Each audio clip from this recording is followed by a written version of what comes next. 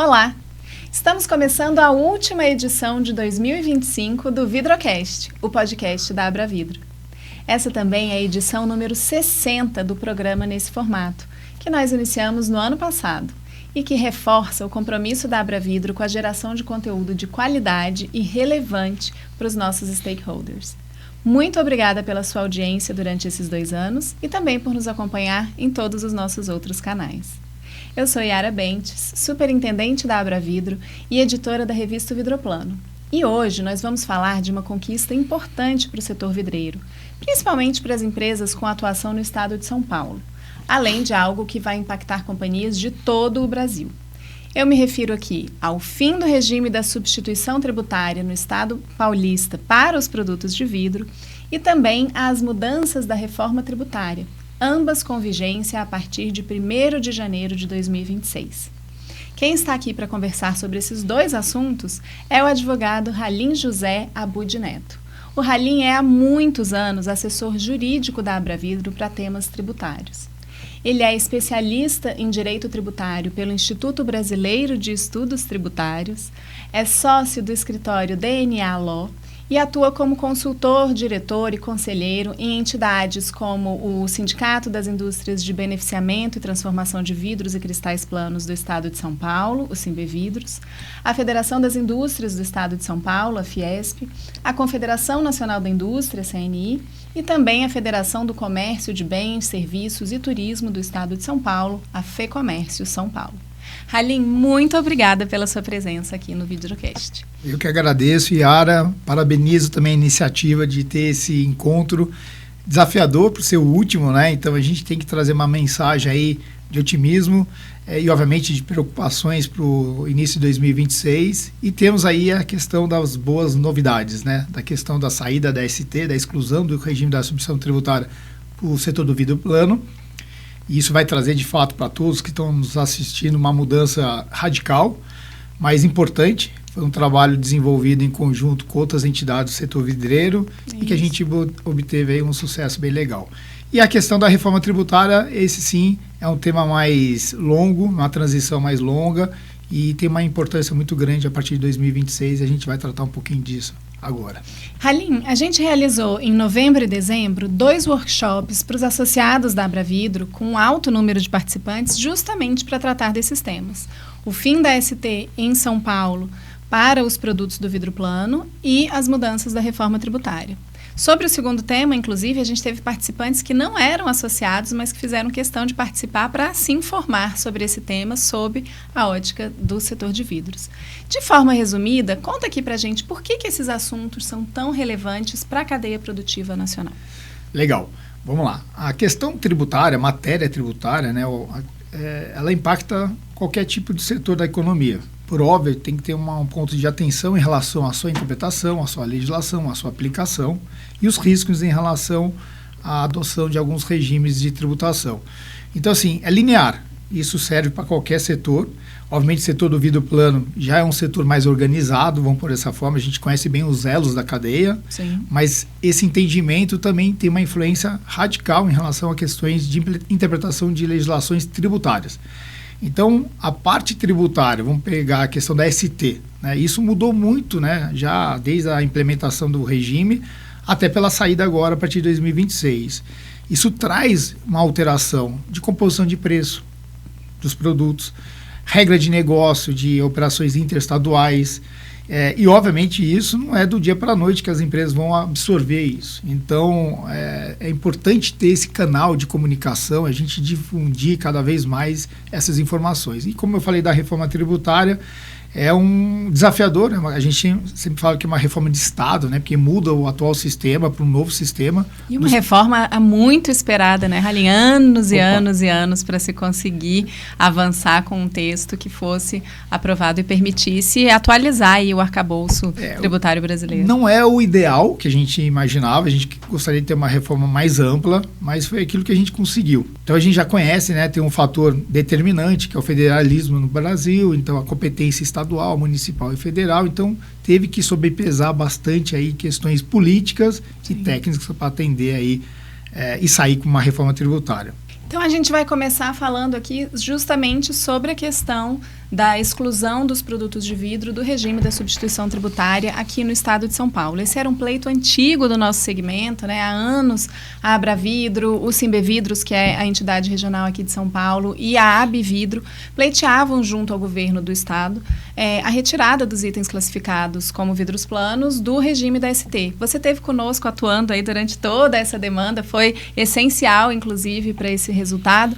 Então, para todo mundo ficar aqui na mesma página, vamos primeiro trazer muito rapidamente o que é o regime da substituição tributária, para que ele foi criado. Legal. E aí, na sequência, a gente vai falando da saída, né, da exclusão. Legal.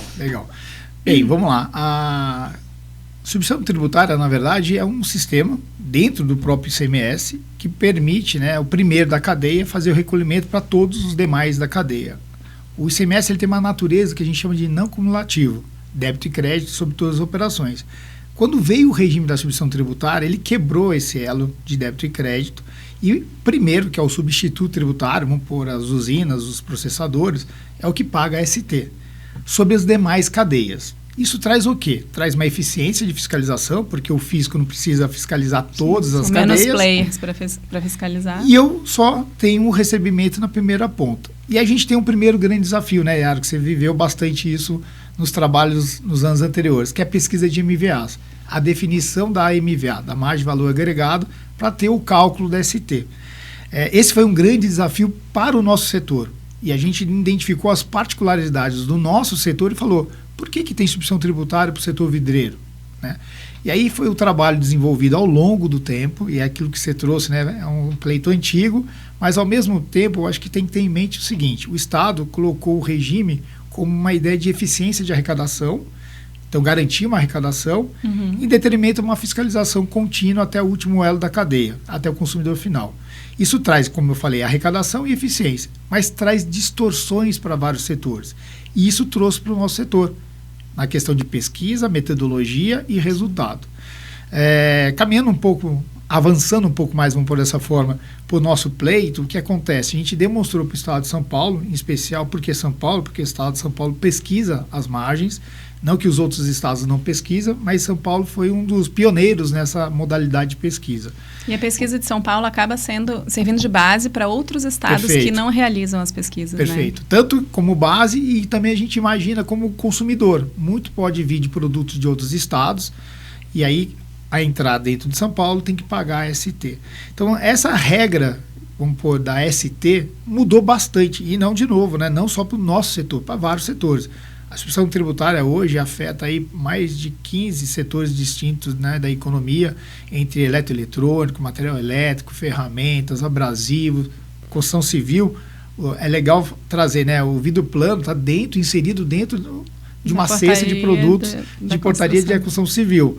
Então a gente trabalha em conjunto com outras entidades da construção civil. E cada uma com as suas características, perfeito. Né? E essa é, sim, de fato, uma particularidade nossa, que foi exitoso, né? Nosso trabalho de exclusão, tudo bem que demorou bastante. E isso é importante entender por que demorou, porque o Estado tem que fazer uma análise técnica daquilo que foi o pleito, uma análise jurídica e de arrecadação de impacto. Então, essa jornada, vamos pôr dessa forma, foi bem desafiadora, mas que culminou aí num trabalho bem interessante e que pode ser um exemplo para outros, né, estados adotarem a mesma conduta pela saída da ST. Isso. O vidro plano não é um produto final, né? Nós temos aí uma cadeia vertical que começa lá na produção do float, pelas usinas, passa pela cadeia de transformação, vai para a área de acabamento, instalação para o consumidor final. E aí pode ser a construção civil, podem ser outros segmentos, como automotivo, linha branca, moveleiro, enfim. Por que saber isso é importante na hora de se entender a retirada do vidro do regime da ST? A gente estava falando aqui das particularidades do nosso setor, né? E até na dificuldade que isso gerava na pesquisa das MVAs.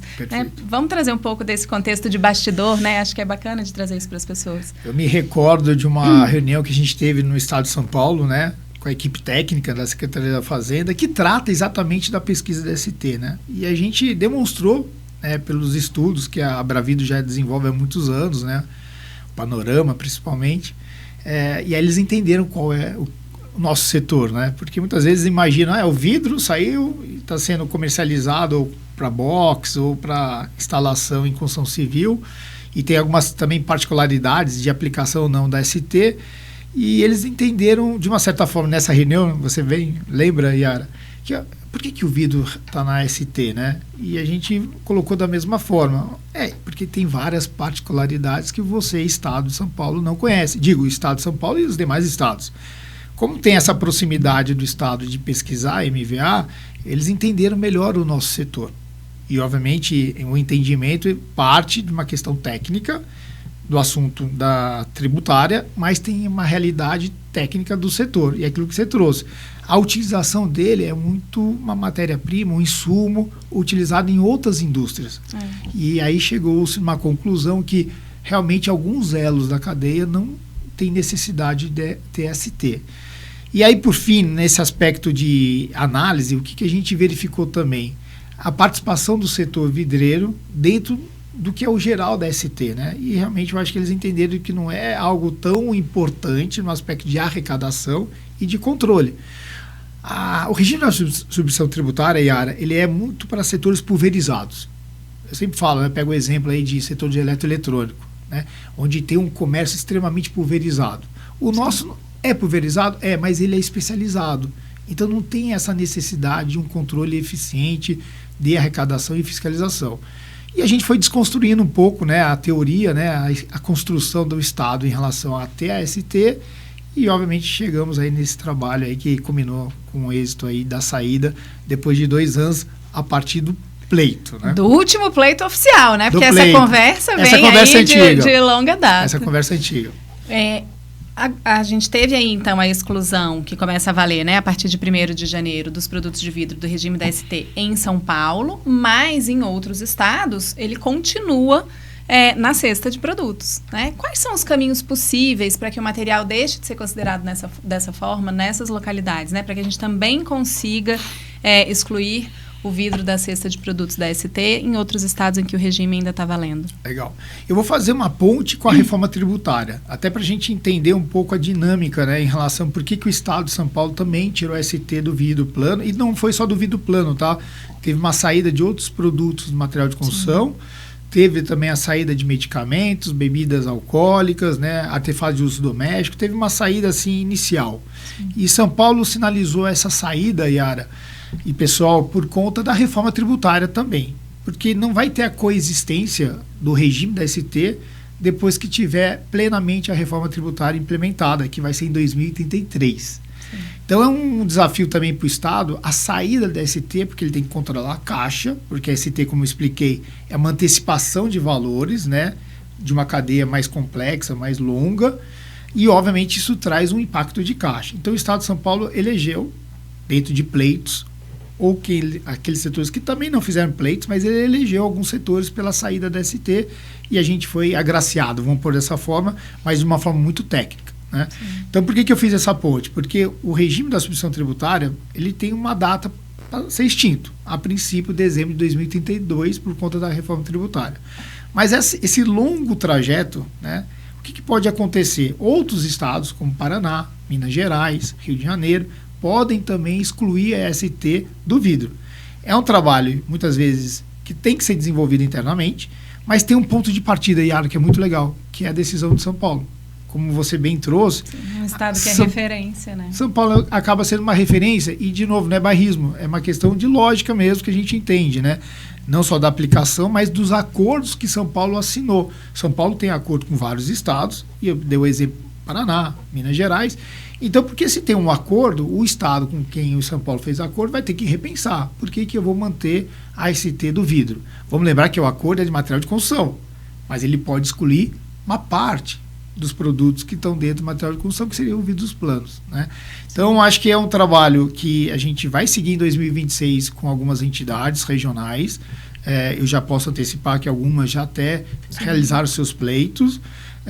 Eu acho que essa reta final de ano tem algumas prioridades que não vai ser a saída da ST, mas ao longo aí de 2026 a gente tem que intensificar essa relação para buscar o que a gente chama de harmonização, para não ter distorção e a ST também não ser considerado como um planejamento que possa trazer um problema, e isso a gente viveu bastante, tá, durante o ano de 2026, né, e outros anos, né, em relação ao risco de ter planejamentos com toda essa questão de mudança tributária que vai ter com a reforma e a manutenção da ST. Então eu vejo com bons olhos a gente virar o ano 2026, né, ter o ano 2026 sem ST e já o início de uma reforma tributária. Parece que a gente zera uma conta, né? E depois a gente caminha. É um momento de recomeço mesmo. É recomeço. Né? Bom, é importante a gente ressaltar aqui que a medida não envolve apenas as empresas localizadas em São Paulo, né? A extinção da ST para os produtos de vidro é em São Paulo, mas quem vende vidro para São Paulo ou compra vidro de São Paulo também precisa estar atento aí às mudanças a partir de janeiro. E esse foi um dos temas que a gente tratou no nosso workshop, né? Sim. Operações interestaduais, a gente tem um problema sério em relação à questão de aplicação de alíquotas, né? O DIFAL, enfim, tem várias regras de interestaduais que com a reforma tributária a gente vai matar isso, né? Quando tiver plenamente implementada, que vai ser dezembro de 2032, né? Então, a partir de janeiro de 2033, a gente não vai ter mais o ICMS, não vai ter mais o DIFAL, não vai ter o Fundo de Pobreza, quer dizer, vai ter vários filhotes do ICMS que não vai ter mais. Mas voltando para a tua pergunta, o que acontece? A interestadual, se a gente imaginar uma operação vindo do Paraná para São Paulo, o contribuinte, né, do Paraná tem que olhar a legislação de São Paulo. E quando ele olhar a legislação de São Paulo, vai ver, tem ST no vidro plano? Ele fala, não tem. Então eu não recolho para o estado de São Paulo.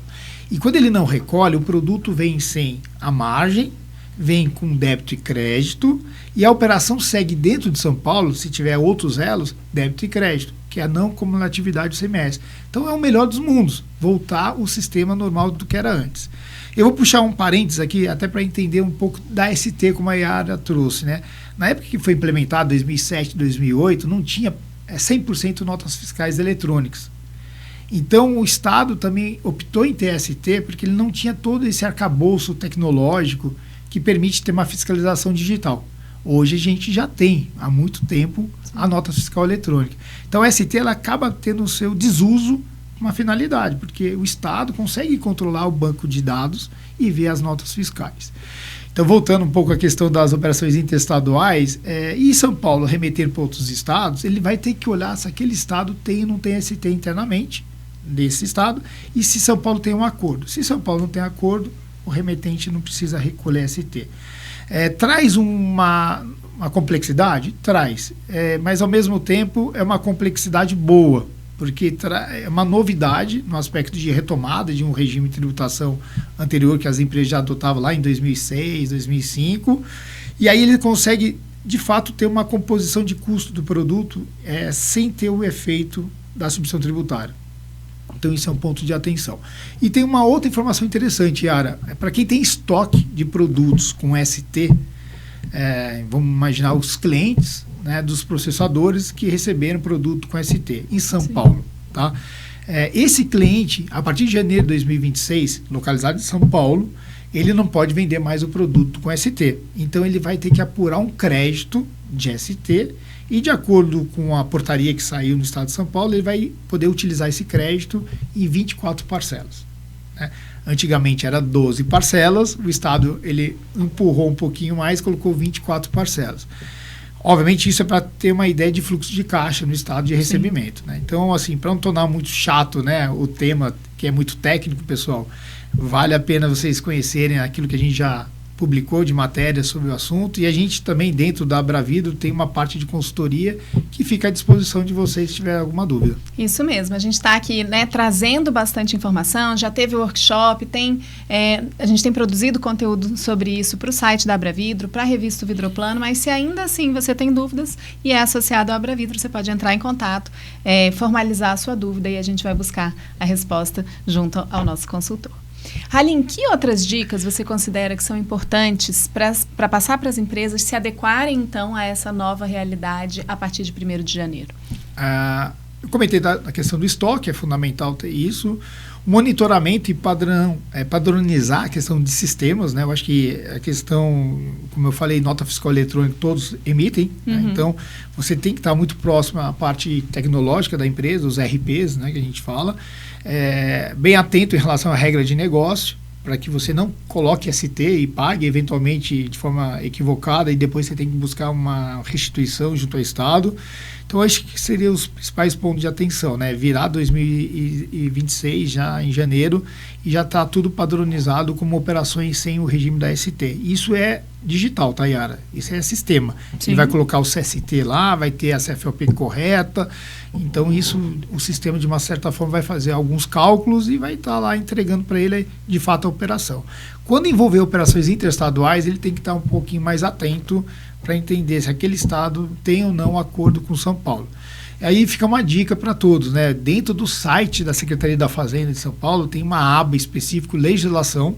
Depois a gente pode até encaminhar um link, né, para vocês. Sim, a gente pode colocar aqui na tela. Da legislação você vai acessar lá ICMS, substituição tributária, e lá vai ter um campo, pessoal, que vai ter lá convênios e protocolos e acordos com o Estado de São Paulo. Daí você clica lá, vai abrir uma aba com vários setores, né, que vai desde, como eu falei, medicamentos, bebidas, artefatos de uso doméstico, enfim, e vai ter lá uma aba material de construção. Você clica no material de construção e vai mostrar todos os acordos que São Paulo tem com os demais estados da federação. E ali você consegue ter um bom termômetro de ponto de atenção. Olha, estou vendendo para o Amapá, tem ou não tem? Estou vendendo eventualmente para o estado de Minas Gerais, já confirmo, tem protocolo. Então, lá você consegue também pegar algumas informações bem interessantes e se atualizar em relação ao tema. E, de novo, se tiver alguma dúvida, dentro do possível, a gente vai responder junto aos canais da Abravidro também. Tá ótimo. Encerramos aqui o capítulo substituição tributária e vamos entrar, então, no assunto reforma tributária, que aí é mais abrangente. A reforma tributária tem suas primeiras modificações entrando em vigor já a partir de 1º de janeiro. É um processo longo, né? A gente estava falando aqui até 2032 para tudo começar a funcionar, mas janeiro de 26 a gente começa ali a viver essa realidade. Para contextualizar, a reforma tributária foi promulgada como emenda constitucional em dezembro de 2023 e é uma mudança histórica, né, Halim, no sistema de tributação nacional. Ele foca na simplificação da tributação sobre o consumo, principalmente. Quais são os grandes ganhos dessa reforma sob a perspectiva do processador de vidro, Halim? Legal. Mudança histórica e necessária. Deixando muito claro, né? Eu milito na área tributária já há alguns anos, algumas décadas, já posso falar, não tem problema. Eu acho que isso é importante, porque a gente conhece a história toda, né, em relação ao direito tributário no Brasil.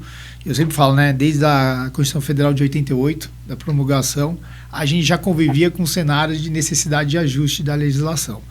E o ICMS, ele foi se mudando, né, num aspecto muito ruim, principalmente na questão de benefícios fiscais, né? Então, o Estado priorizando benefícios para a questão de desenvolvimento regional, interno, enfim, aqui não vou entrar no mérito, necessário também, mas utilizou o tributo como uma faceta aí de trazer atrativo do contribuinte, né? Atrair o contribuinte para uma questão de atividade. Passada essa questão de uma análise bem rápida mesmo, né? Por que precisa da reforma tributária? E eu falei do ICMS por quê, né? Porque o ICMS é um ponto de atenção em relação à reforma. Como a Yara trouxe, né, uma reforma tributária sobre o consumo. Ele envolve 4 principais tributos, né? PIS, COFINS, ICMS e ISS. E eu falei do ICMS porque ele é o divisor de águas por conta da transição mais longa. E eu vou explicar aqui rapidamente também. Mas necessário, como eu falei, realmente o sistema tributário hoje é caótico, né? Eu acho que tem aí um risco que a gente sempre fala de segurança jurídica, de interpretação, consultorias, horas, entre aspas, gente, perdidas, né? Para atender obrigações acessórias. Sim. Eu trabalho, como a Yara trouxe, para algumas federações e a gente observa muito, né? O tempo, né, e o custo de conformidade das empresas no tocante a questões tributárias. É um fator importante quando a gente pensa no custo do Brasil, é o aspecto tributário, né? É um absurdo e isso foge de qualquer curva em relação ao mundo, né?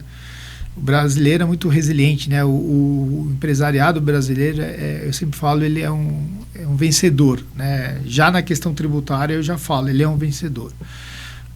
Questão de ST, saída de ST, não, sabe? A gente está entrando aí numa discussão que ao longo dos anos, toda a adequação dele, composição de custo, mudança de sistema, e ele ainda tem que pensar, obviamente, no negócio dele, né? Olha só, ele pensa muito a energia em questões que fazem parte do negócio, mas a atividade fim não é essa. O meu é processar e vender vidro, né? Mas eu tenho que entender de FAO, eu tenho que entender de ST, de ICMS, de PIS, COFINS, insumo, material intermediário e assim vai. Se deixar, gente, eu falo bastante aqui, mas voltando para a questão da reforma, de fato, era necessário ter aí uma organização, que a gente chama de uma simplificação e tirar a complexidade. É simples fazer isso? Não. Porque a gente convive com uma questão de legislação já posta, né? E tem o, como eu comentei no início, o federalismo, né? Então, a União não quer perder a arrecadação dela, o Estado não quer perder a arrecadação dele e o município não quer perder a arrecadação dele. E, obviamente, ele não quer perder o poder de ter a sua administração tributária. Então, esse foi o grande desafio na tramitação que depois chegou a emenda constitucional 132, que foi no final de 2023. E a gente teve aí, ao longo de 2024 e área 25, um trabalho árduo de regulamentação dela, que ainda não finalizou. Acreditem, pessoal, está faltando ainda algumas leis, em especial uma lei e 2 regulamentos. Então, a gente está gravando esse programa aqui no dia 11 de dezembro, gente. Então, estamos aí na reta final do ano e ainda na expectativa dessas medidas serem publicadas, né, Halim? De novo, a gente não entra no aspecto político, mas a variável política, ela afeta muito a tramitação de projetos, né? E a prioridade é a reforma tributária, só que o Congresso, de uma certa forma, foi atropelado por outras demandas, de novo, sem fazer juízo de valor, necessários ou não. Caso do IOF, a MP 1303, né, que a gente falou de taxa tudo. Quer dizer, o governo, obviamente, uma necessidade de caixa e, de novo, né, entrando nessa discussão macro, acabou atropelando as prioridades do governo, que é a reforma tributária. Mas voltando para a reforma, de novo, a regulamentação dela foi, de fato, realizada no começo de 2025 pela Lei Complementar 214, que trouxe uma espinha dorsal desses 4 tributos que eu comentei com você. Sim. Os atuais, né, que a gente tem PIS, COFINS, que vão se tornar em CBS, e o ICMS e ISS, que vão se tornar em IBS. Tá? Lembrando que a CBS vai ser administrada pela Receita Federal, hoje já, que administra o PIS e COFINS, e o IBS, pelo Comitê Gestor, que hoje é administrado pelos estados e pelo município. Então, a grande mudança vai envolver também uma gestão tributária desses entes federativos. Qual entes? Estados e municípios. Vai ser criado, e foi criado, né, o pré-comitê gestor, que vai administrar esse grande tributo que vai ser o IBS, que é a junção do ICMS e ISS, que, salvo o melhor juízo, pessoal, é algo em torno de 1 trilhão de arrecadação. Olha o poder que vai ter esse comitê gestor.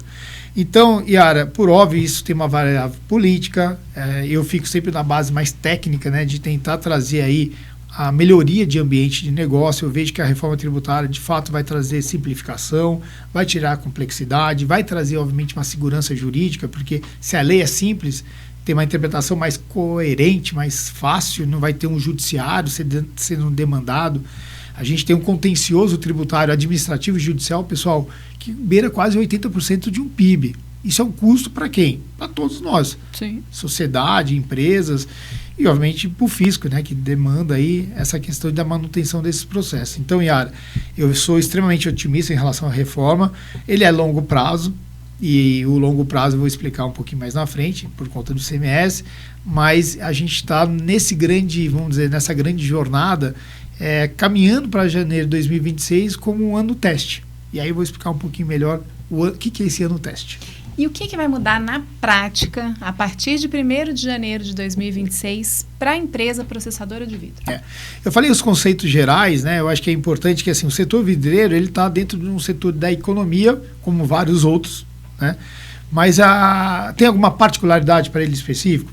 A reforma tributária ela trouxe algumas situações de regimes específicos, diferenciados, pegando um exemplo aí, cesta básica, né? Algumas operações também que são sujeitas a uma tributação majorada, que é o caso que vai ter o imposto seletivo, né? Operações com veículos, embarcações, as BETs, né? Exploração de minerais. O setor vidreiro não tem uma particularidade dentro da reforma tributária. Isso já é muito bom, porque a gente vai ter uma regra isonômica, né? Para todos. Se tivesse alguma situação diferenciada, né? Pode ser que crie o que a gente chama da guerra fiscal. Né? Por óbvio, isso dentro do nosso setor não teve, né, nenhuma regulamentação diferenciada, mas para o nosso setor a gente sabe que tem um impacto gigantesco, né? Energia elétrica, que vai dar, obviamente, isso já dá direito a crédito, mas vai ter uma nota fiscal específica, né? A parte daquele conceito de insumos, material intermediário, que está muito afeito ao nosso setor também, o PIS e COFINS sempre tem um fator limitador de crédito, né? Principalmente que está no lucro real e não no lucro presumido, dá direito a crédito. Então, o nosso setor vai ficar um pouco mais tranquilo sobre o aspecto de tomada de crédito. Lembrando que uma das particularidades desse novo sistema da reforma tributária é a não cumulatividade plena. É uma base ampla, quer dizer, vai incidir sobre tudo, inclusive operações que hoje não têm tributação. Vou dar um exemplo aqui, locação de bens móveis, tem tributação federal, mas não tem tributação estadual nem municipal. A partir de 2026, ele não vai pagar ainda, tá, pessoal? 2026, vou explicar. Mas ele já vai ser obrigado a identificar na nota fiscal a base de cálculo, né? E as alíquotas teste. Para o nosso setor, o que vai acontecer? Ele vai ter mais tranquilidade em tomar crédito. Porque como ele vai ter direito a crédito a tudo, Yara, daquilo que entrar, ele não vai precisar fazer nenhum tipo de controle. Controle em relação ao pagamento do tributo, sim. Mas controle se aquele produto, aquele insumo, aquela matéria-prima vai dar direito a crédito ou não. Então, setores que precisam ser, e tem uma produção, né, uma industrialização um pouco mais complexa, eu entendo que vai ter aí uma vantagem, inclusive tributariamente. Alguns deles têm uma tributação que beira quase 37%, e com a reforma tributária fala-se muito numa alíquota de referência de 28%, tem uma trava de 26,5%, então a gente fala que vai ter uma diminuição de carga tributária para o setor da indústria, efetivamente. Sim. Isso foi uma vitória, né? Uma vitória. Da indústria, que era o setor mais onerado por tributos. Eu sempre falo que alguém vai pagar essa conta, né? Brincadeiras à parte, pessoal, mas isso é o jogo também democrático, né? Eu acho que equilibrar essa conta tributária não é fácil, né? E por que eu falei da alíquota, né? Porque o 26,5% está na Lei Complementar 214, só que existe uma publicação pela resolução do Senado que vai ser calibrada em 2026, Yara. Por isso que 2026 é importante. Por que é extremamente importante? Que é o ano do teste. Então, você vai destacar, vai emitir a nota na base ali do layout que vai ter, e você vai destacar 0,9 de CBS e 0,1 de IBS. Essa base não vai ser recolhida. O tributo só vai ser simplesmente informado. Para que isso? Porque o Estado, e aí digo, Receita Federal e o Comitê Gestor, vai entender a base ampla, aquilo que vai ter tributação, para ele calibrar a alíquota, e essa alíquota vai ser publicada ao longo de 2026 por resolução do Senado, já com vigência em 2027. E para quem, principalmente? O PIS e COFINS, porque em 2027 o PIS e COFINS morre, desculpa gente, é extinto, que nem ST, né? E só vai ter a CBS. Então, 2027, a gente vai ter plenamente a CBS e com uma alíquota já definida por resolução do Senado. Lembra que eu comentei com vocês a alíquota de 26,5% ou 28%? Sim. Algo em torno dessa alíquota, entre 8% e 9% até 10%, pode ser a CBS. E o restante, a princípio, vai ser a composição do IBS estadual com o IBS municipal. É bem técnico, pessoal, mas importante é entender que essa dinâmica para 2026 é teste, mas ao mesmo tempo tem obrigação. Então eu sou obrigado, eu contribuinte, eu processador, quando emitir a nota a partir de janeiro de 2026, destacar o IBS e o CBS. E quais são os cuidados, Halim, que as empresas devem ter na relação com seus fornecedores e clientes nesse contexto? Ótimo. Uma outra particularidade da reforma tributária, como eu comentei com vocês, né, a base ampla, a não cumulatividade plena, né, e como existe aí uma necessidade de controles para a questão de apuração de crédito, o que está acontecendo em relação à mudança dos contribuintes a partir...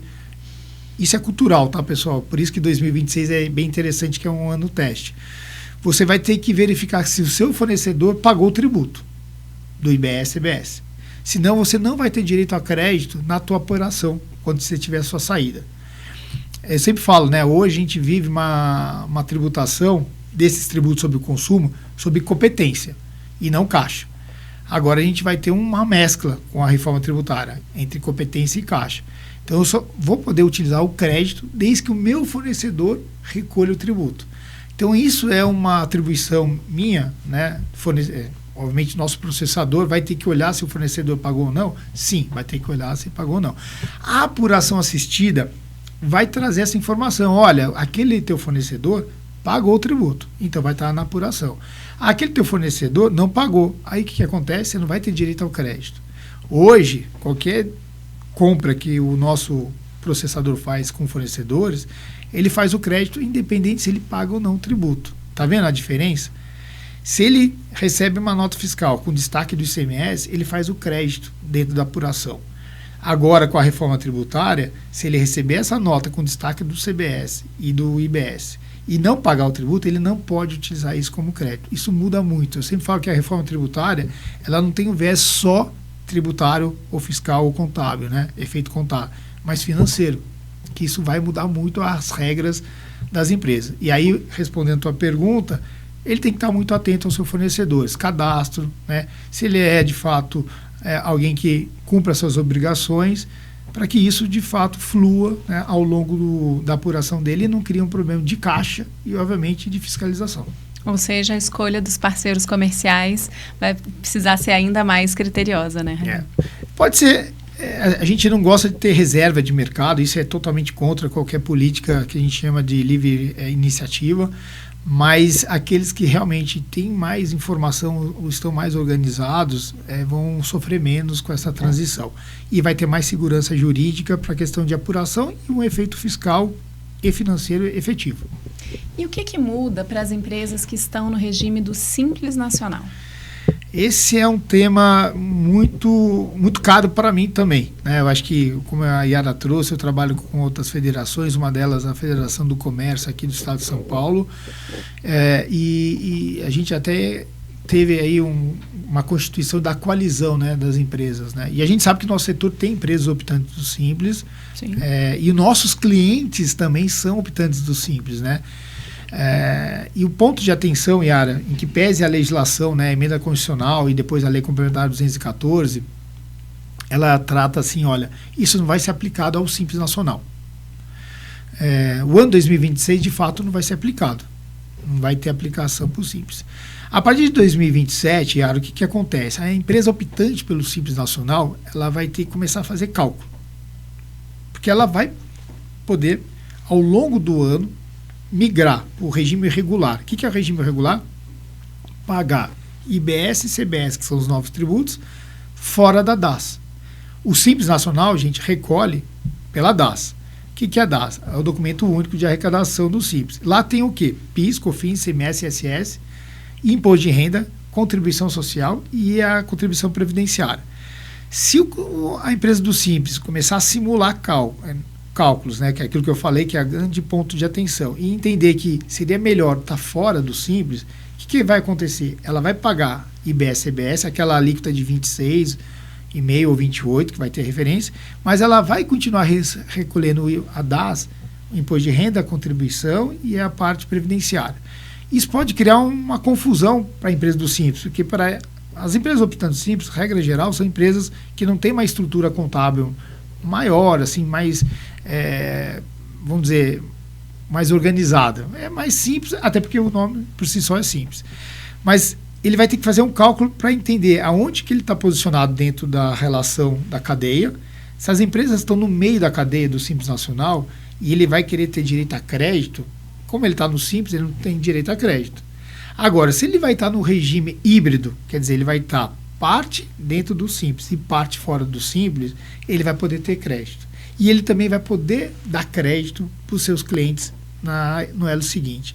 Então, ponto de atenção para o Simples, e parece que o assunto ficou fora do contexto da discussão da reforma tributária, e não é. O Simples Nacional tem um tratamento diferenciado dentro da Constituição Federal, né, e tem que ser observado esse grupo. Para vocês terem ideia também em números, algo em torno de 24 milhões de empresas, mais que 90% são optantes pelo Simples Nacional. E mais de 70% da base, né, de geração de emprego está no Simples Nacional. Então, temos que estar muito atento, e eu acho que é muito legal a gente estar conversando aqui nesse ambiente também, porque essas informações têm que alcançar essas empresas e elas têm que repensar o modelo de negócio. E quando que a empresa do Simples tem que repensar? Em janeiro de 2026. Ela começar a entender, não, mas não vale para mim. O meu contador falou, não se aplica. Não se aplica, mas você pode simular cenários. E muito legal também, essa simulação de cenários, você ter acesso a isso à base pública. A Receita Federal disponibilizou calculadora, né? O comitê gestor também tem uma parte de conformidade fácil, quer dizer, ele consegue, Yara, simular cenários e falar, olha, é interessante, eu posso mudar do regime que eu estou do Simples para o regime híbrido. E aí, finalizando a questão do Simples, em datas, ele vai poder mudar esse regime, a opção, né? Sempre foi uma vez por ano a opção do Simples, ele vai ter 2 opções ao longo do ano, calendário. Uma no primeiro semestre e outra no segundo semestre.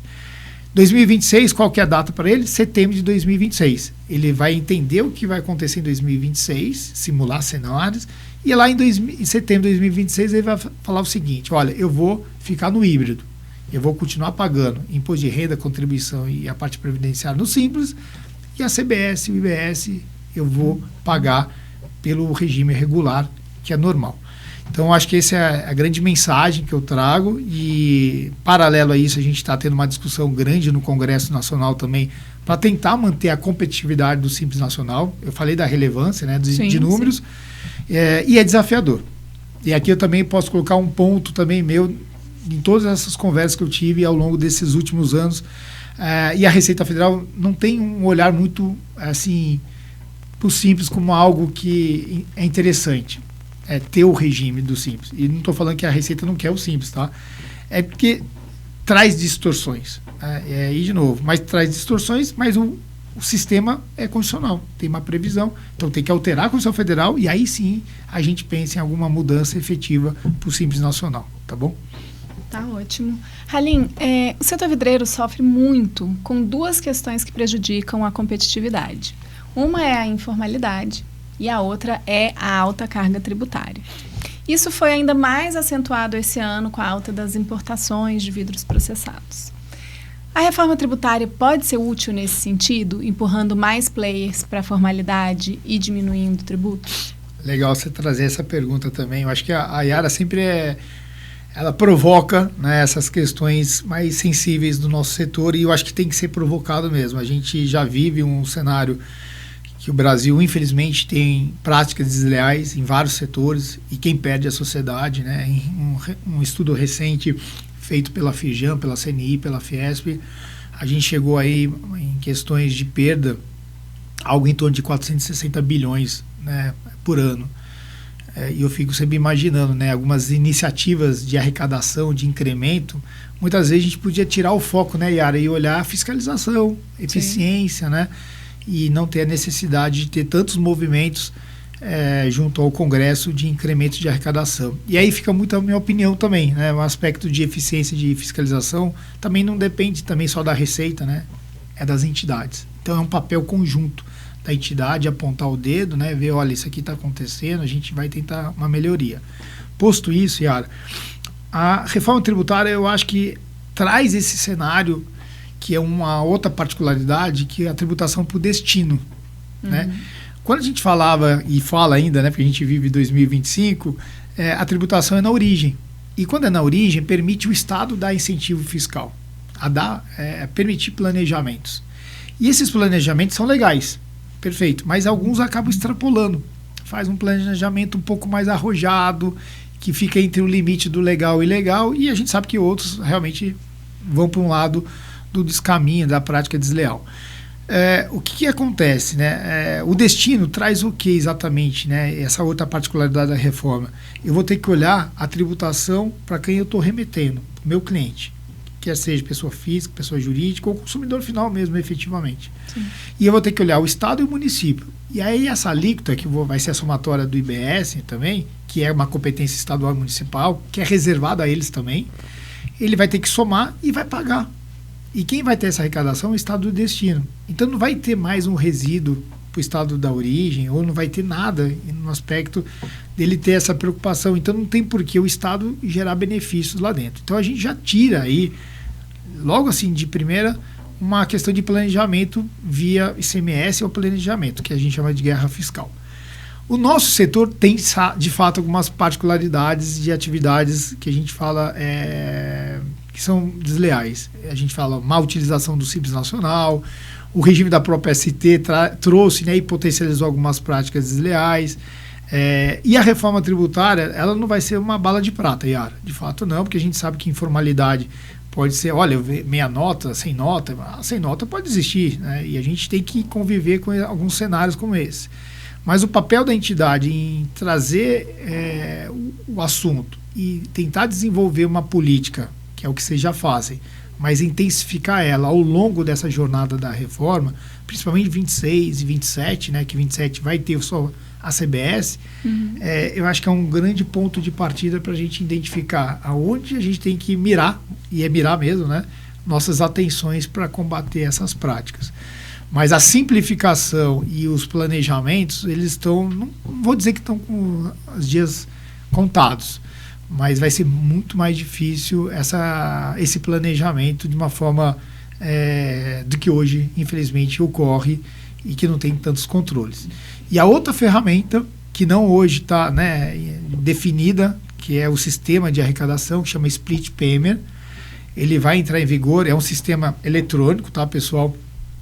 Em 2027, geralmente para as operações, facultativo, para as operações B2B e para alguns modelos de pagamento. A exemplo, boleto, Pix, eles estão escolhendo, provavelmente vai ser boleto, tá?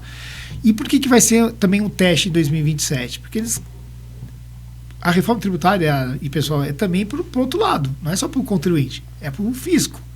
É para o setor público, né? Sim. E o que acontece? É desafiador para eles também. Eles têm que desenvolver sistemas. Salvo o melhor juízo, a Receita tem mais de 500 sistemas desenvolvendo por conta da reforma. Então, eles criaram um sistema de arrecadação eletrônica, chama Split Payment, que é extremamente inovador, que é o seguinte: fiz a operação, paguei, o split já vai para o tributo e o split vai para a operação. Se tem, de fato, uma amarração da parte financeira de pagamento, não tem como você gerar um eventual descaminho, uma prática desleal. Então, obviamente, isso é uma expectativa, está na lei, ela não está implementada, não vai ter 2026, vai ser para 2027. E, de novo, 2026 vai ser um ano, de fato, de muitas conversas, muitos debates, muitos podcasts, para a gente poder trazer, de uma certa forma, mais claro o que está acontecendo e como a gente vai poder ajudá-los nessa fase de transição. 2027, de fato, é um ano que vai ser emblemático, porque morre o PIS e COFINS e a CBS integralmente, né? Bacana. Ralinha, agora vamos fazer aqui uma transição para dicas mais práticas. No workshop, você comentou sobre a importância de as empresas investirem em tecnologia e na qualificação dos seus times também para lidar com esse novo momento.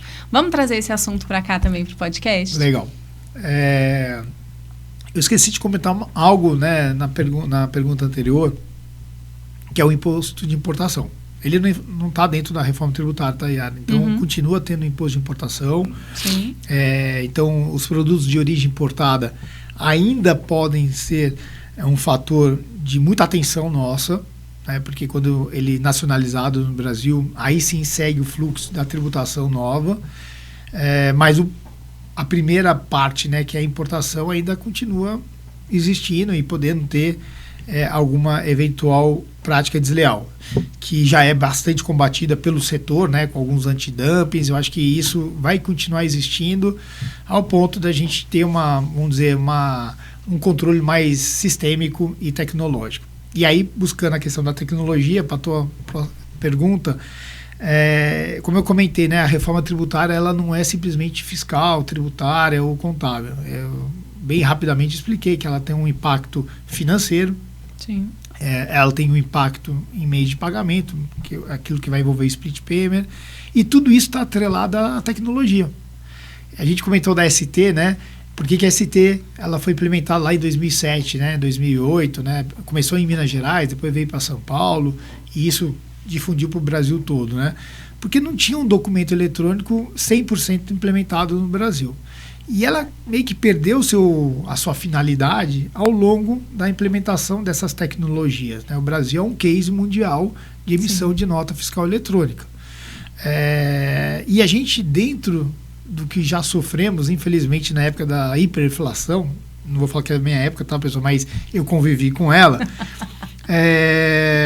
uma parte dela, brincadeira à parte, a gente de uma certa forma, o Brasil aprendeu com seus erros, né? E o sistema financeiro, ele se apurou muito, né? Tanto que é uma referência mundial. Então, olha só, a gente tem um sistema financeiro extremamente regulado, né? Com bastante controles, e a gente tem uma base fiscal de emissão de notas, e, obviamente, isso traz também uma segurança maior de banco de dados, que juntando esses dois, que eu comentei do split payment, juntando esses dois, permite a gente ter, inclusive, exportar tecnologia.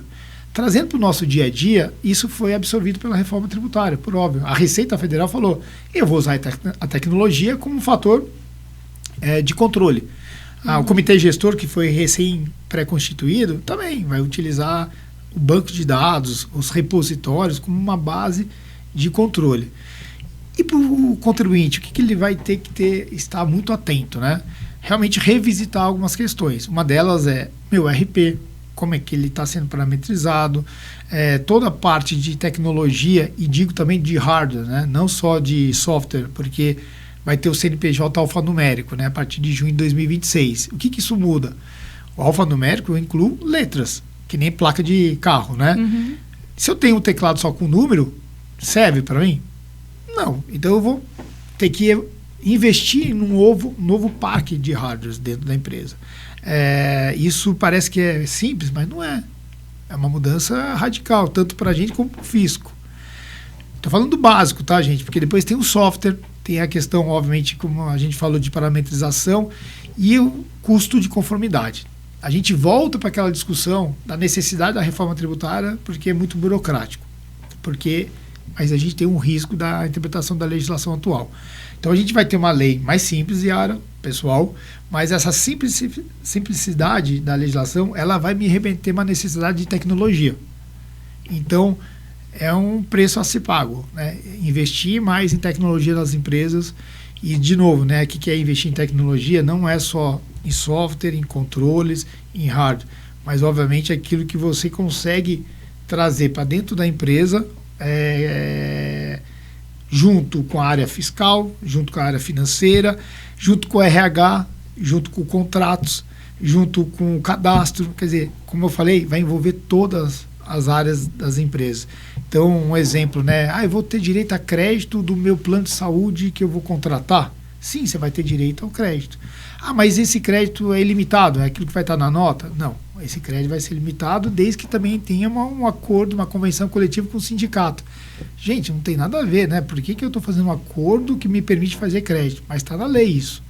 O vale alimentação, vale refeição, preciso ter um acordo coletivo? Não.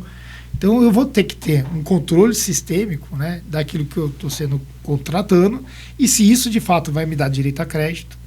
Tem acordo coletivo? Vai dar direito a crédito? Então, vai abrir uma aba lá e vai dar direito a crédito.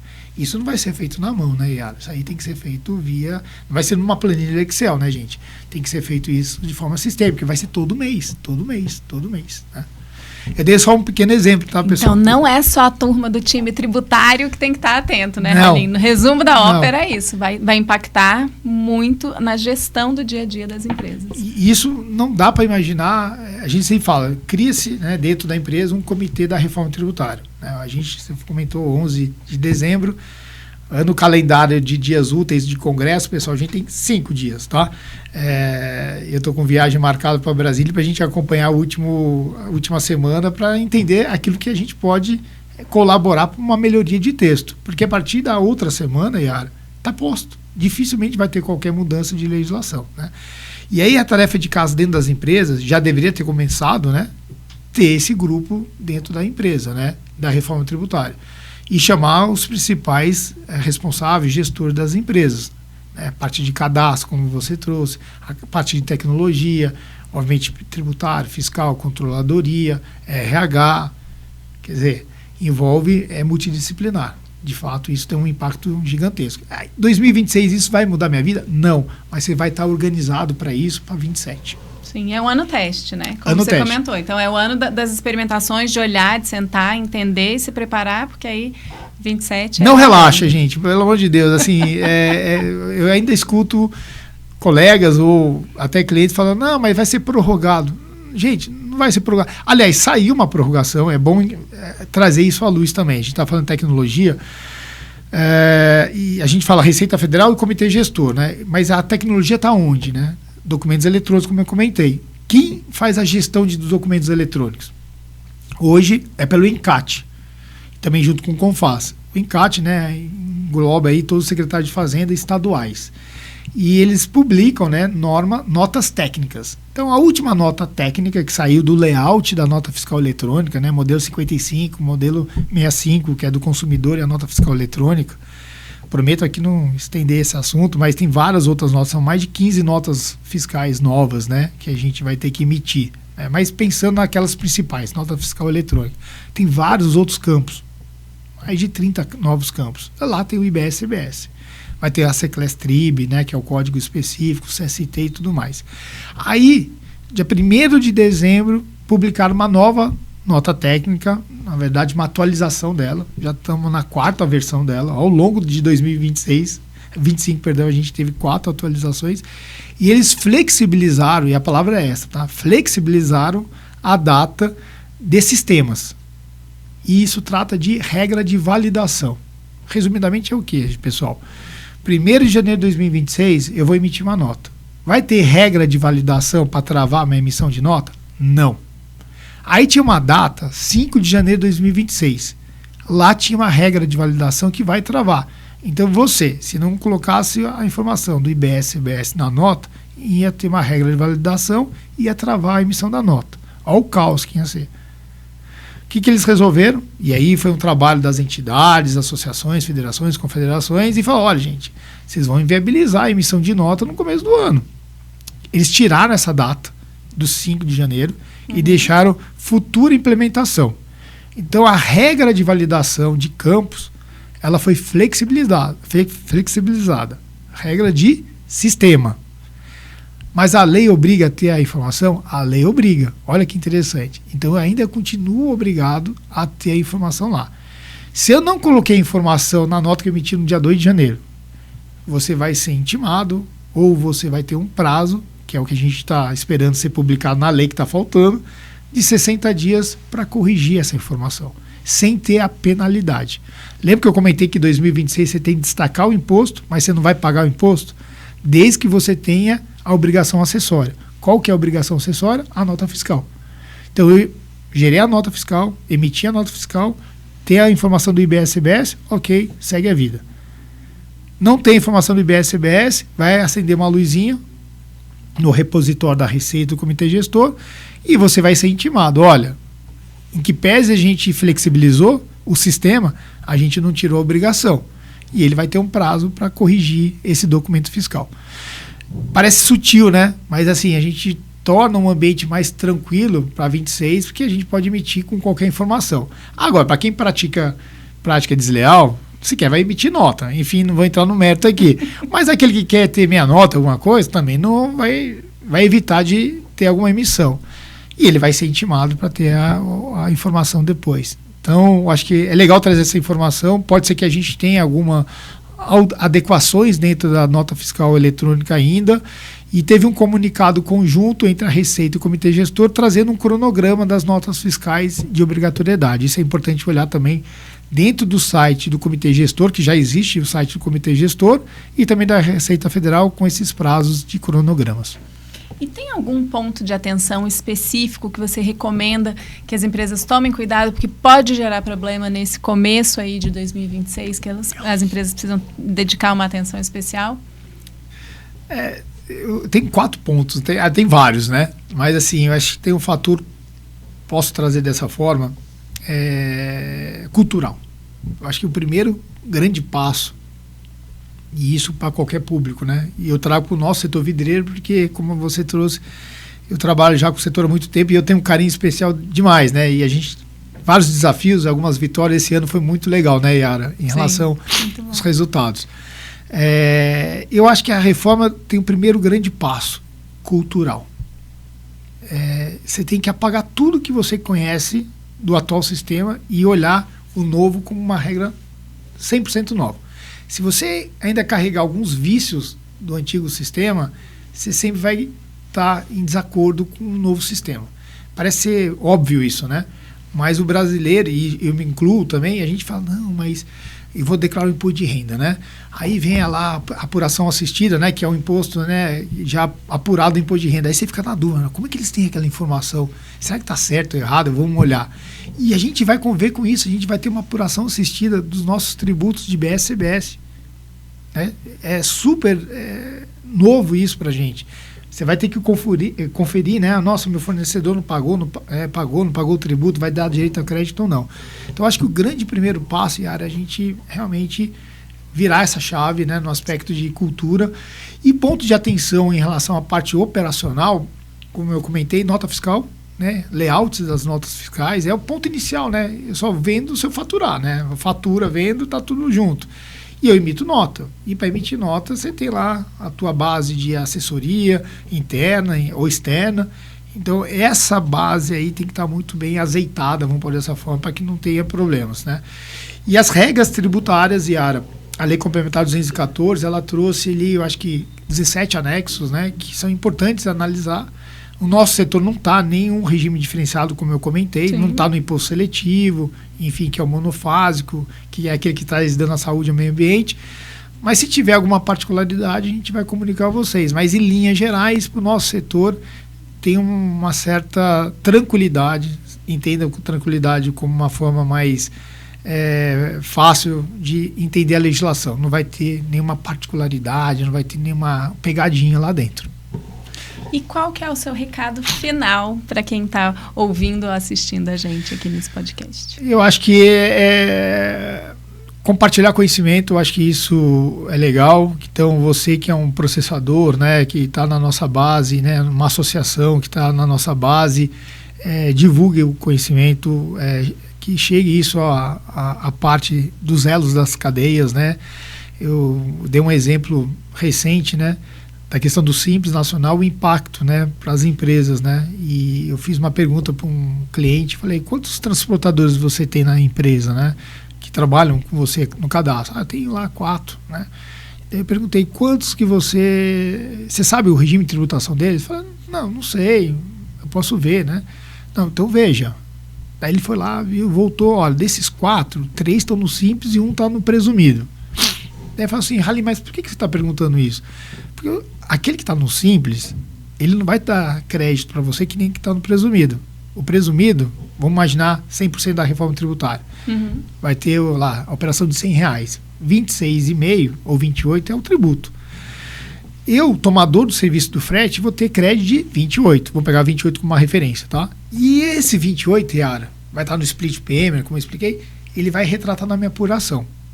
Se eu contratar o serviço do Simples, ele vai me dar o IBS, CBS, que está dentro da DAS, que vai ser quanto lá? 3%, 4%. Porque ele não está no regime híbrido, ele vai estar ainda no Simples normal. Eu vou tomar o serviço de quem, Yara? Daquele que vai me dar mais crédito ou aquele que vai me dar menos crédito? Provavelmente de quem vai me dar mais crédito. Então, uma coisa parece ser simples no aspecto de análise, mas a empresa tem que internalizar isso para dentro. Entender, olha, eu tenho que olhar meus fornecedores, como você trouxe, fazer conta, simular cenários e ver aonde que eu vou performar mais, aonde eu vou conseguir ter mais resultado. Sim. E outra, dependendo se você orienta essa pessoa do Simples, que é o seu prestador de serviço, fale com o seu contador. Você é um vetor de mudança para ele. Olha que super legal isso da reforma. Ela traz também um vetor que você possa melhorar o teu próprio fornecedor em relação ao frete. Coisa básica, mas que vai ter um impacto. Eu me estendi um pouco nessa fala final, é só para tentar trazer um exemplo de algo que parece ser algo do meu dia a dia, que de fato você está vendendo produto, está contratando frete, mas você não parou para ver. Mas isso está me dando crédito? Sim, para a gente expandir o olhar sobre esse tema, isso, né? Então, acho que, e obviamente, né, acompanhar todos os canais de comunicação dos entes federados, caso Receita Federal, Comitê Gestor, lá tem uma base, gente, de informação muito boa. O que eu posso trazer para vocês, eu tenho uma relação, e a Yara sabe, a Abravida faz muito, né? Essa parte da relação institucional com os órgãos públicos, e realmente, assim, nos últimos 3, 4 anos, nunca teve um cenário tão aberto de diálogo com esses entes federativos, né? Ao ponto de até o WhatsApp, né? Assim, coisa que, tudo bem, é extremamente comum hoje, né? Mas você trocar a mensagem com entes, né, com Receita Federal, até com pessoas, isso é permitido, porque eu participo de vários grupos junto ao governo, é super legal, porque você consegue romper barreiras que eu vivi muito, né? Como eu falei, não sou da hiperinflação, mas eu vivi muito. E a gente vê uma dificuldade muito grande de conversa, né, com o ente federado, né? Então, quem paga o tributo é o contribuinte, não é o fisco. O fisco é simplesmente um órgão de arrecadação e de controle. E eu acho que essa mensagem ele entendeu bem. E para colocar a reforma tributária de fato em pé, é um conjunto de fatores. E um deles é ter essa harmonia entre o fisco, né, digo, o setor público com o setor produtivo. E a Abravido, eu acho que é um protagonista em relação a essa parte, né? Eu acho que ela trouxe isso para dentro da entidade, com os workshops, com esses debates, e isso é um ganho para todos vocês. Isso realmente é muito legal, e eu agradeço participar dessa equipe também. Halim, muito obrigada pela sua participação aqui com a gente hoje no Vidrocast, de ajudar a trazer informação e desmistificar um pouco algumas questões da reforma tributária, que é agora parte da nossa realidade, valendo a partir de 1º de janeiro. Muito obrigada. Eu que agradeço toda a organização aqui que fez isso possível, e seguimos aí a virada do ano com bastante acompanhamento. Não relaxa, pessoal, acho que é o seguinte, a mensagem é: a reforma tributária é longa, vai até 2032, então temos bastante trabalho. Bastante trabalho pela frente. Seguimos juntos. Obrigado.